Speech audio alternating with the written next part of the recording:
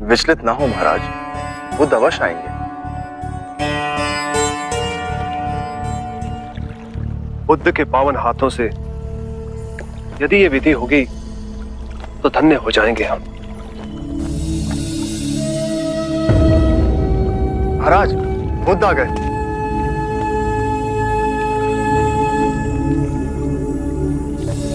प्रणाम। एक विनती है आपसे। कहिए राजन।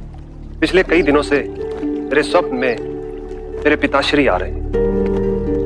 मैंने ब्राह्मणों से भी इसका अर्थ पूछा तो उनका कहना था कि तुम्हारे पिताश्री को शांति नहीं मिली, उनके लिए पूजा करनी हो, यज्ञ संपन्न करना होगा। आप तो परम ज्ञान का स्वरूप है, तो विनती है आपसे कि पूजा विधि आप ही के हाथों से हो, जो मेरे पिताश्री तक पहुंचे, उन्हें मुक्ति मिले, जीवन मरण के इस चक्र से वो मोक्ष पाले।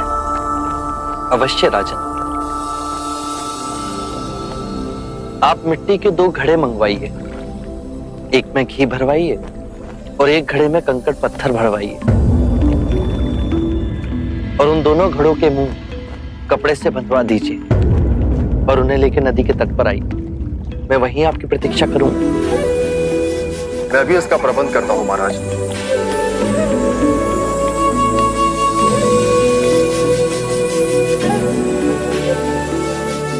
महाराज, अब आप इन दोनों घड़ों को पानी में डाल दीजिए।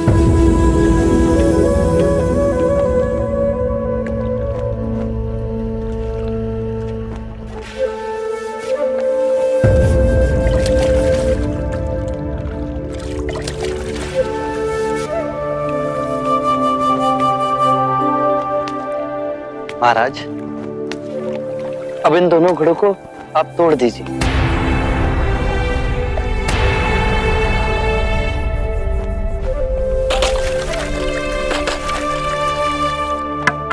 महाराज, अब आप ध्यान से देखिए कि ऊपर उठ पानी पर तैरने लगा। अब बताइए, मेरे या किसी और के पूजा पाठ करने से क्या यह घी नीचे बैठ सकता है? असंभव। ये तो घी का स्वभाव ही नहीं। सत्य कहा आप। उसी प्रकार किसी भी पूजा पाठ, विधि विधान, कर्म कांड के द्वारा पानी के अंदर डूबे हुए कंकड़ पत्थर क्या ऊपर आ तैर सकते हैं? नहीं बुद्ध, ये तो प्रकृति के नियम के विरुद्ध है। तो हम प्रकृति से भिन्न कैसे हुए? हम भी तो प्रकृति का ही रूप है। सत्य कहा बुद्ध। एक सत्य ये भी है राजन, यदि हमारे पूर्वजों ने अपने जीवन काल में कंकड़ पत्थर बोए हैं, दुष्कर्म किए हैं, तो वो स्वाभाविक ही कंकड़ पत्थर की तरह नीचे बैठ जाएंगे।